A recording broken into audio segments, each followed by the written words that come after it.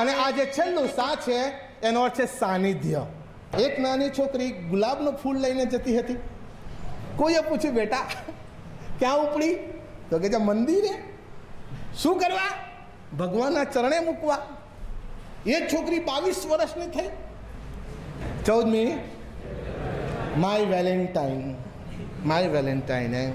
Valentine એક father હતો. એ રોમિયો નહોતો. એ વેલેન્ટાઇન કોઈનો લવર બવર ન હતો. એ તો કેથલિક પ્રિસ્ટ હતો. અને ઈસવીસન 72ની અંદર રોમ રાજ્યની અંદર રાજા ગોડસે જ્યારે એવો નિયમ બહાર પાડ્યો કે રોમની અંદર સૈન્યનું જે પુરુષત્વ છે એ ઓછું થઈ ગયું છે, એટલા માટે કોઈ યુવાને લગ્ન નહીં કરવાના એવો નિયમ બહાર પાડ્યો. ત્યારે આ ફાધર વેલેન્ટિન રાત્રે 1:30 વાગે જાગે, રૂમના ખડકીઓમાં જાય, સગાઈ થયેલી હોય એવા કપલોને ભેગા કરે, છાનો માનો આશીર્વાદ આપી અને એમના લગ્ન કરાવતો હતો. અને બરાબર 13મી રાતના દિવસે 13મી ફેબ્રુઆરી રાત્રે કોઈને આશીર્વાદ આપતો હતો, ત્યાં પોલીસના હાથમાં ઝપટાઈ ગયો. રાજા આગળ લઈ જવામાં આવ્યો અને 14મી ફેબ્રુઆરી વેલેન્ટાઇનના એ નામ હતું ને વેલેન્ટાઇન એ વખતે, એ સન્ડેનું નામ, પણ એ દિવસે એના શરીરના આટલા કકડા કરી નાખ્યા અને રોમના મુખ્ય ચોક ઉપર ફેંકી દીધા. યુવાનોને જ્યારે ખબર પડી ત્યારે એ લોકો લાલ ગુલાબ લઈને આવી અને ત્યાં મૂકવા માંડ્યા. આખું જ્યાં લોહી હતું ત્યાં લાલ ગુલાબ હતા. એટલે તમારે પીળું આપવું હોય તો આપજો, બીજું કંઈ નામ આપવું હોય તો આપજો, પણ તમને હાથ જોડીને કહું છું, માય વેલેન્ટાઇન એ કહેતા નહીં. કારણ કે લોકોને કંઈ ખબર નથી, કંઈ જાણતા નથી, કીધું શું અને સાંભળ્યું શું, આંખનું કાજલ ગાલે ઘસ્યું. આવી દશામાં આપણે જોડવાઈ ગઈએ છીએ. પણ વેલેન્ટાઇન એ તો એક રક્ત સાક્ષી ફાધરની વાત છે, એક બાળ બ્રહ્મચારી ફાધરની વાત છે. એમાં કોઈ પ્રેમલા પ્રેમલીની વાત આવતી નથી.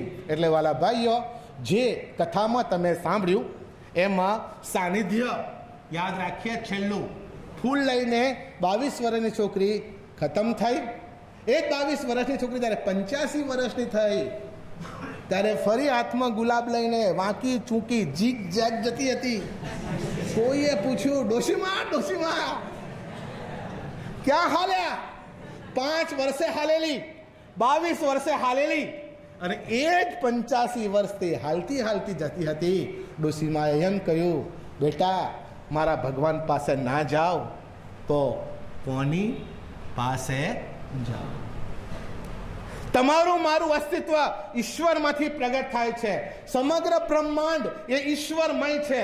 આ ઝાડ, આ પાન, આ વૃક્ષો, આ પંખીઓ, આ પશુઓ બધા જ ઈશ્વરમય છે. તમે ને હું, આપણે બધા ઈશ્વરમય છે. સંસારની અંદર આવીએ છીએ ત્યારે આપણે સંપર્કમાં જરૂર આવીએ છીએ, પણ મૂળભૂત રીતે આપણે ઈશ્વરના છે. એટલે સાનિધ્ય કોનું? મારા ઈશ્વરનું. યુવાન છો, સરગમને બરાબર યાદ રાખજો. સાહસ, રિસ્ક, ગણ, મર્યાદા, પ્રાર્થના, ધારણ કરવાનું, માનવ વેલ્યુઝને ધારણ કરવાના, છેવટે નિરીક્ષણ. ચેક કરો. તમે ગમે એવું લખતા હોય, તમારા સાહેબો આવીને આખી ચલ રિપીટ એવું સાંભળ્યું છે? સરસ. તો પછી જીવનના ચોપડામાં સ્વયંને કહેવાનું, ચાલ રિપીટ. પોતાની જોડે જે માણસો હાર્ડ હોય છે ને, એ સમગ્ર સૃષ્ટિને જીતી શકે. યાદ રાખજો, જુવાન છો ત્યાં સુધી ભક્તિ કરી લો, જેટલી થાય એટલી કરી લો. નહીં તો ગड्ढा થશો એટલે સંભળાશે નહીં, ગड्ढा થશો એટલે દેખાશે નહીં, ગड्ढा થશો એટલે ચલાશે નહીં, ગड्ढा થશો એટલે સાહસનું કંઈ કામ નહીં થઈ શકે. તો જુવાન છો ત્યાં સુધી ભક્તિ કરી લો. કૂવામાં હોય તો વાળામાં આવે, જુવાનીમાં કૂવામાં નાખી દો ભક્તિ.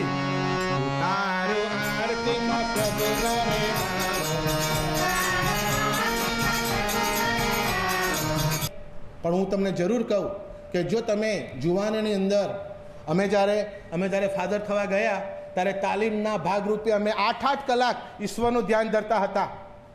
ભક્તિ માર્ગ સંત ફ્રાન્સિસના 3 ગુણો સૌથી અગત્યના.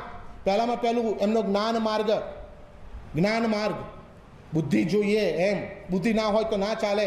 રાજાએ આજ્ઞા કરી બધાને, પ્રધાનોને, કે મારા જેવો બુદ્ધિશાળી માણસને શોધી લાવો, અને જો ના લાવો તો કાલે ઘાણીમ ગાલીને તેલ પીલું અને ડબ્બા બધા વેચી મારું. તો પેલા પ્રધાનો બધા ખાઈ પીને તાજા માજા થયેલા એ બધા મૂંઝાઈ ગયા કે રાજા જેવો બુદ્ધિશાળી લાવવો ક્યાંથી. અને માનો કે આગો પાછો થઈ ગયો તો રાજા તોય તેલ કાઢશે. એને રાતે ખાધું નહીં, ઘરવાળીને કહે છે વ્યવસ્થા કરજે, એક ડબ્બો રાખી મૂકજે આપણે હાટું.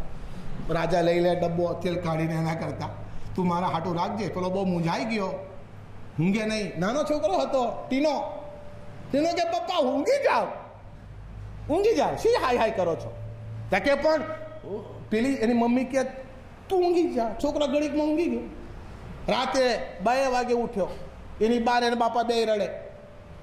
હું જઉં પછી ધોળી હાડી પહેરજે, હું જઉં પછી કોઈ જોડે લગ્ન ના કરતી, હું તારો કહેવાય. ભલે રાજા તેલ કાઢે પણ હું તારો કહેવાય. કપડાં બપડા બધું સાચવી રાખજે, ઘર બર કરીને બીજું ઘર કરી, આવી બધી વાતો કરે. છોકરો જાગી ગયો. અરે બાપા શું ચિંતા કરો છો બેટા, કાલે મરવાનું છે. બાપા નહીં મરવાનું. કેમ? તો કે કાલે તમારું કામ થઈ જશે. તો કે કેનું થઈ જશે? તો કે મેં ભગવાનને હમણાં જ કોલ કર્યો. તો કે ભગવાને મને આઈડિયા આપી છે. તો કે આઈડિયા આપી બેટા? એની માં કહે છે વાદો ને સવારે છોકરો ઉઠ્યો, નાનો ટેણિયો ઉઠ્યો. જોજો જ્ઞાન કોને કહેવાય. નાનો છોકરો ઉઠ્યો. નાનો છોકરો ઉઠીને પપ્પાને કે બાપા હાથી મંગાવો. એની માં કહે છે કે મરવાનું છે, હાથી પર બેસીને મરવાનું? બોલે નહીં, રાજા જેવો બુદ્ધિશાળી માણસ મેં ગોતી કાઢ્યો છે. બાપાએ ના બોલાયા, છોકરાએ તરત જ મોબાઈલ કોલથી રાજાને ત્યાં ઓર્ડર કર્યો, હાથી આવવા દો તમારો. તો રાજાનો પેલો એ કહે છે હાથી શું કરવા? કે રાજા જેવો બુદ્ધિશાળી માણસ આવે તો હાથી પર આવે કે થોડો ચાલતા આવે? હાથી મોકલો. રાજાએ હાથી મોકલ્યો. જે ભરવાડ દોવા આવેલો એને છોકરાએ કહ્યું હાથી પર બેઠું છે? તો કે મને કોણ બેસાડે? તો કે હું બેસાડું. જાય સરસ લુગડા પહેરલા, ભરવાડ સરસ પાણી પહેરી લાવ્યો, જબ્બો પહેરાયો, માથે સોફા લાલ બાંધીને આવ્યો, હાથી પર બેસાડી દીધો. સવારી ગઈ રાજાને ત્યાં. રાજા બેઠા હતા. રાજાએ દૂરથી પેલા ભરવાડને આવતો જોયો હાથી પર, એટલે રાજાએ 1 આંગળી ઊંચી કરી. ભરવાડે જોયું રાજા આમ કે છે, એટલે ભરવાડે 2 ઊંચી કરી. રાજાએ 1 ઊંચી કરી, ભરવાડે 2 આંગળી ઊંચી કરી, અને તરત જ રાજાએ 3 આંગળી ઊંચી કરી. પેલો ઉપરથી કૂદ્યો હાથી પર, તે નાઠો. ભરવાડ નાઠો. પકડી લાવો પેલાને, જ્ઞાની માણસને પકડી લાવો. અને તરત જ જોખો રાજા કહે છે જેટલું વજન થાય એટલું સોનું એને આપી દો. ભરવાડને તો કઈ ના ખબર પડે, આટલું બધું સોનું? 5 મણનો હતો, 100 કિલોનો, એટલે 5 મણ સોનું લઈને ઘેર ગયો. આ બાજુ પ્રધાનો બેઠેલા. પ્રધાનો રાજા કહે છે બસ હવે તમારું તેલ કાઢવાની કોઈ જરૂર નહીં. તો કે કાં રાજા? તો કે જ્ઞાની માણસ મળી ગયો. તો કે અમને કંઈ ખબર ના પડી. તો કે તમે બોગા, તમને કેવી રીતે ખબર પડે? તો કે રાજા પણ સમજાવો તો ખરા. તો કે મેં 1 આંગળી ઊંચી કરી, એટલે ઓલા ભરવાડને મેં પૂછ્યું કે આખી દુનિયામાં હું જ બુદ્ધિશાળી છું.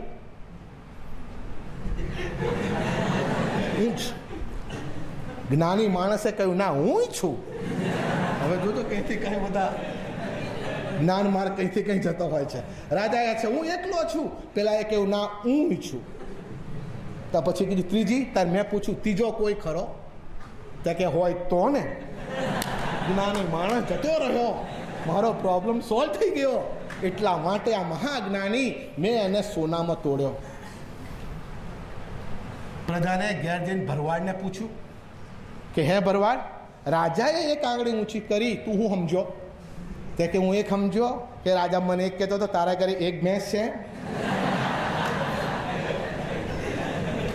તે કે તે 2 આંગળી કેમ ઊંચી કરી? તો મેં કહ્યું 2 છે, 2 ભેંસ. અને કહે છે તું કૂદી કેમ પડ્યો? રાજાએ પૂછ્યું ત્રીજી જોઈએ છે? તું મતિ ભિન્ન, સંસ્કૃતમાં કહે છે તુંડે તુંડે મતિ ભિન્ન. બધાની મતિ અલગ અલગ હોય છે અને અલગ અલગ મતિની અંદર દરેકનું કૌશલ્ય જરૂર પડે છે. કથામાં કહીએ તારો આરતીમાં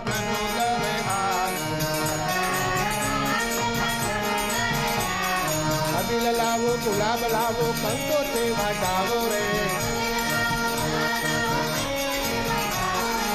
તારો આરતીમાં પ્રભુ ઘરે આવો. ફળ લાવો, ફૂલ લાવો, ચોખડીએ વાટાવો રે. તારો આરતીમાં પ્રભુ ઘરે આવો. અને છેલ્લે વાલા યુવાન ભાઈઓ, તમારું તન એટલે શરીર રોજ ભગવાનને અર્પણ કરી દો. સવારમાં ઉઠો ત્યારથી જ પ્રભુ મારા મનને દુર્બળ થતું બચાવો, આવું પ્રાર્થના કરવાની મન માટે. પ્રભુ મારા મનને દુર્બળ થતું બચાવો. અને જેનું બહુ ઊંચા નીચા ઠેકડા મારતું એને તો 3 વાર કહેવાનું. જેનું એક જ વાર થતું, મને લાગે રોજ પ્રાર્થના કરી શકાય એના માટે. પ્રભુ મારા મનને દુર્બળ થતું અટકાવો, અને અટકાઈ જશે. જોજો ઈશ્વરની કૃપા મળશે. એટલે તન, મન અને હૃદય પ્રભુને. કોઈ છોકરીને ના આપતા હૃદય. આપવું હોય તો કેટલાય દવાખાના છે ત્યાં જઈને આપી આવજો. કે લો હાર્ટ સ્પેશિયાલિસ્ટના આ હૃદય લઈ લો અને ચેક કરો અને બધું સંશોધન કરો. કોઈ ચીલી પીલી નહીં આપવાનું. સમજ્યા? યાદ રહ્યો ને? સરસ. તન લાવું, મન લાવું, હૃદયથી વટાવું રે. તારું આરતીમાં